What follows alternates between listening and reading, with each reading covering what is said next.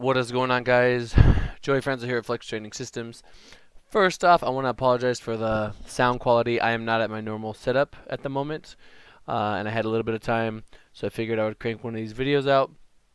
So I'm just using the microphone that I have, and it's a pain in the ass to record with my phone. If it's too long and I email it to myself, then it has to. It's just too many steps that I don't want to go through at the moment. But I figured for an informative video as such, this should suffice. So, as you guys know by the title, we're talking about just mistakes that I've seen at nationals, mistakes that I've seen at meets. Some of the stuff might be really obvious. Some of the stuff might be maybe not so obvious. Um, what inspired this video was at nationals. I just saw a lot of shit happening that was very unfortunate. I mean, obviously, like I have to take care of my people, and it just sucks when I see other people making these mistakes. Now, if you're one of the people that makes these mistakes, I mean, hey, I'm assuming you're gonna stay in the sport and that you want to get better. So, don't take it to heart, don't take it personal. It's literally just advice. I'm just putting it out there so people can kind of know it more. If you know someone going to their first meet, I think this can be useful for them. Um, but especially at big meets, and then at meets in general, this type of information, I think can be useful to those people. So, yeah. All right, let's get right into it. So one of the biggest things that I've seen at nationals, or that I saw at nationals, was just people not knowing the rules, not knowing, how much time a lifter gets, to conduct their lift, when they can kind of interrupt that timer to, maybe adjust rack height, or maybe there's an error, or on the spotters and loaders, or maybe you want them to roll the bar back, maybe they forgot to clean the bar, on a third deadlift or something. You got to know the rules. You got to be able to use all the tools at your disposal to put yourself and your lifter in the best position. Knowing when you can and can't go to the jury. For example, if a lift is turned down with two reds, you can go to the jury and be like, "Yo, what's going on here?" And then they can, sometimes they flip it. Sometimes they flip it over and give you the lift. And I've actually seen them take the lift away. It's very rare that they do that. It's kind of like almost frowned upon, but shit happens. So you just gotta be aware of that. If it's three reds, you can't do anything. If it's three whites, I don't believe you can do anything. Um, so there's that.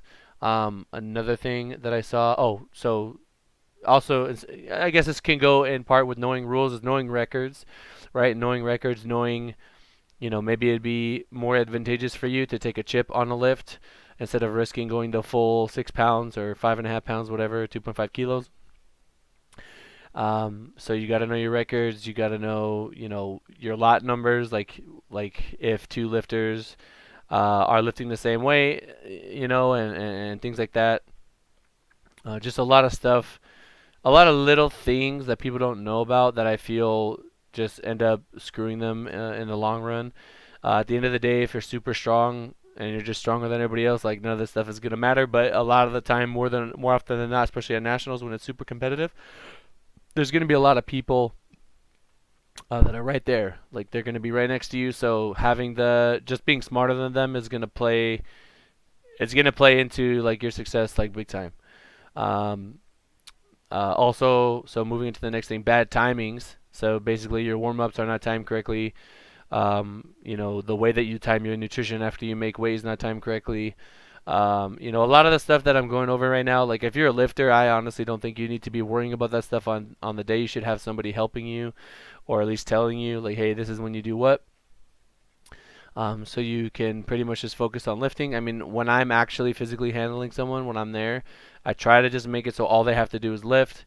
I mean, I know Russ can tell you guys this. I am very annoying when it comes to like getting him to properly hydrate and carb up, and take his sodium, because that stuff. If you don't pay attention to that, it can screw you over. I mean, now we've done it enough times to where he kind of knows what he needs to do, and we've almost perfected it. But for the most part, for most other lifters that are cutting for the first time, maybe you got to make sure, that you're taking your water, your sodium, your pre-workout, and all that stuff right when you need to take it.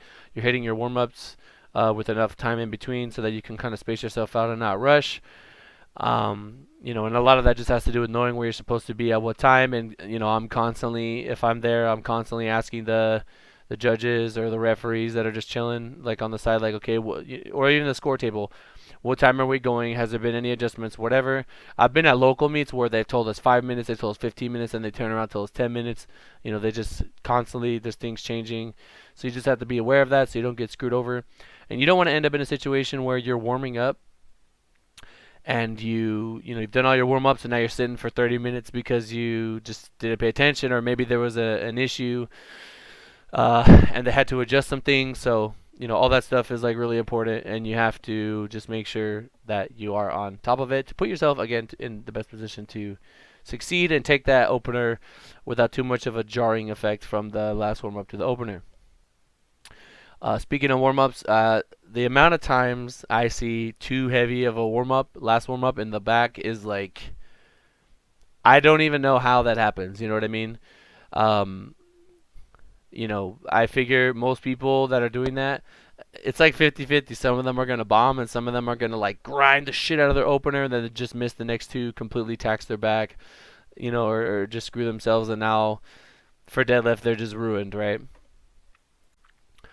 And a lot of what plays into that is just cutting too much. Maybe you're cutting more than you're used to, or it's your first time cutting and you're not on top of your nutrition and stuff. And that's why I always say, whether you're in the gym, whether it's on meet day, no matter where you are, you always want to just take what you have, right? You can only take what you have.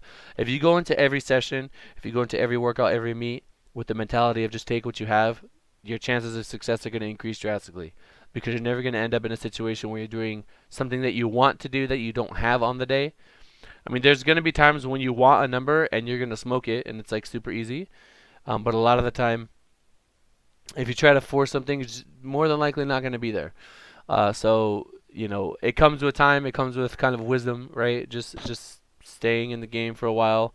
You'll start to learn, like, okay, this isn't my last meet. Um, Take what you have. Just take what you have. There's no point. If you hit your last warm up and it's fucking heavy, maybe you want to lower your opener to that, or just like 5 pounds above that. You know what I mean? Or maybe you want to go a little bit less. I think it's very honorable when somebody can go 9 for 9 on a day when they're off because they recognize the position that they're in the moment, rather than sticking to the plan that they clearly can't like adhere to because of the circumstances, if that makes sense. It shows a lot of maturity, and it's just you're gonna save yourself from getting hurt and looking dumb by just staying in the pocket. Really, guys, come on, same shit we've been preaching over here.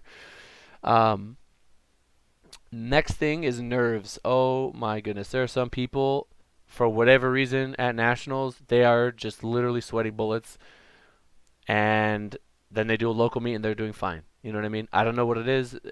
Some people, they just, I think it was like, maybe growing up they didn't do, maybe they didn't take a speech class where they had to get up and speak in front of a bunch of people, or just maybe they didn't play sports, or they're not used to a crowd, or I don't even know. But it's one of those things where it can absolutely destroy your meet. You just forget things. Your technique is off. You don't know where you're at. You start to have a panic attack, and people. It just comes in time, I guess. I can give people all the advice. I'd be like, "Don't get nervous." It's like that's terrible advice. You just have to go through it. And I understand that I'm not going to be able to. I'm not going to be able to just tell people what to do and them do it. I can do the best that I can. And it's going to work for some people, but it's not going to work for everyone. This is something that I don't really feel people talk about too much, but how the coach acts around the lifter, I think, can heavily kind of impact their performance and really help them. I've been told many times that I'm very like chill on meet day, even under the most stressful situations. I'm very like lax because it's going to be, it's only going to be like one of three outcomes. You know what I mean? So I'm very calm and collected, and sometimes I get amped up just because when I'm amped up, it's usually like we really need to get a lift or we won, and now I could just fucking go loose because there's no like we're not gonna lose, so I don't have to. I'm not gonna look stupid after. Um, so yeah, I mean, just if you I think a very important part of just being able to execute on meet day is having somebody handle you that knows what they're doing, and somebody that can kind of empower you with just like that sort of like stoic just energy where you're just like, okay, well, coach is calm, coach is very confident that I'm gonna hit this, and he hasn't done me wrong before, so I'm gonna trust him and I'm gonna go ahead and execute the plan that he's laid out for me.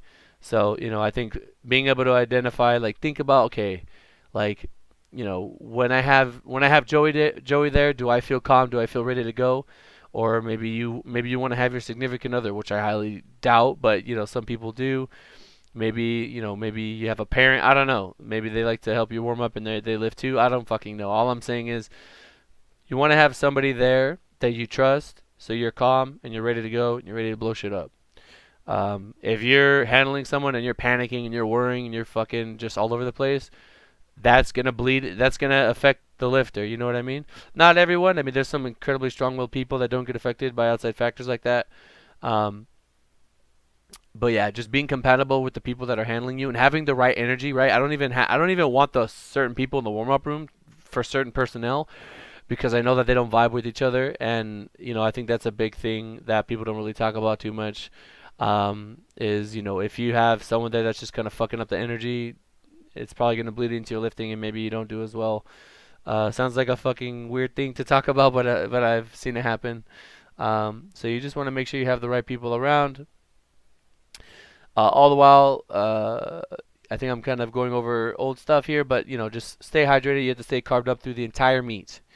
Um, Meaning when it comes around deadlift, I've seen way too many times people they just don't handle business. So when deadlift rolls around, they're fucked. You know what I mean? They're tired, they're beat. They just don't have it. They just have no energy, and it's a shame because you're literally there. All you have to do is stay on top of your nutrition.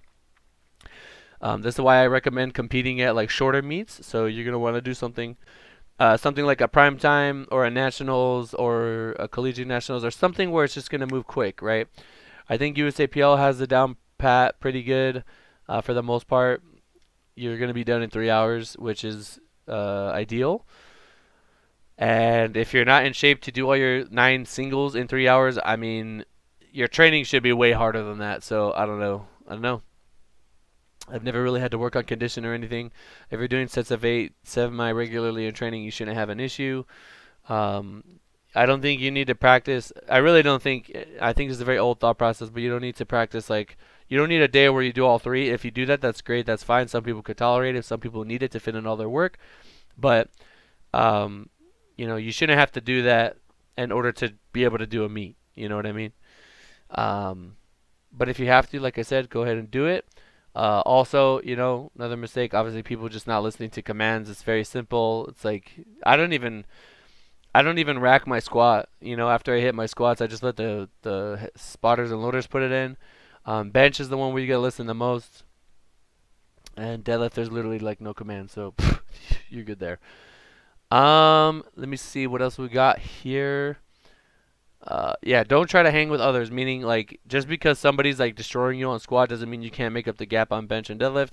You literally just have to stay in your zone, stay in the pocket, let them do whatever they're doing, and then just whatever happens, happens. By the eighth deadlift, you'll look and see where you're at, see if you can beat anyone, see what you can do to put people in a bad position, and that's pretty much it. Yeah, I think that's it. Just some take homes here that I really wanted to hammer home is like you got to know the rules, right? Um, especially if you have a lifter that's kind of like in contention for like a top spot. Um, you should. I think coaches should do their due diligence just to kind of know all the rules and make sure that they get it done. Um, you know, I mean, these are like little things. At the end of the day, the strength of your lifter is going to be the biggest thing. But it would be a shame when the strongest lifter loses because their coach didn't know the rules or they there was some calculation they fucked up on or whatever. Um, Sometimes it matters, sometimes it doesn't. I've seen very experienced coaches screw this up. There's one thing to be perfect, and then some people can consider it nitpicking. And at the end of the day, it's up to the if the lifter wants that in their coach, sure. If the lifter doesn't care about winning by a fucking pound, then I guess it doesn't matter. You know what I mean? I just think it's not that hard to learn it, and it does come with experience. Um, when I first started out, I was doing everything I could at the smaller meets to kind of learn everything. If you're coming from USPA to USAPL, I don't even know if USPA does lot numbers or how they deal with tiebreakers and stuff like that.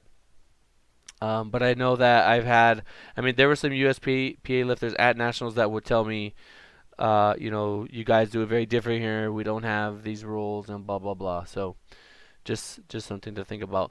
But yeah, guys, I hope you're able to take something away from this video. Again, I wasn't trying to take shots at anyone or anything. I'm literally just objectively stating what I saw at nationals. Um, and like I said, a lot of this stuff comes with experience, and then it becomes second nature, and you don't even worry about it. Um, I feel like I sped through this, hopefully rather quickly. Also, I just want to say thank you to everyone that picked up a shirt for the Black Friday thing, and everybody that uses my code for Peer Breaker. Really appreciate it. And then my ebook, the Strength Muscle Period ebook by Dr. Eric Helms. You guys, that's always in the description of all my videos. If you guys want to learn about training, some of the stuff I just talked about is in there. Um, and yeah, guys, thank you so much for making it this far. Shit, what are we gonna do for a hashtag? Let me get a hashtag. Hashtag let's get it. Hashtag let's get it in the comments below, and I'll talk to you guys in the next one. Peace.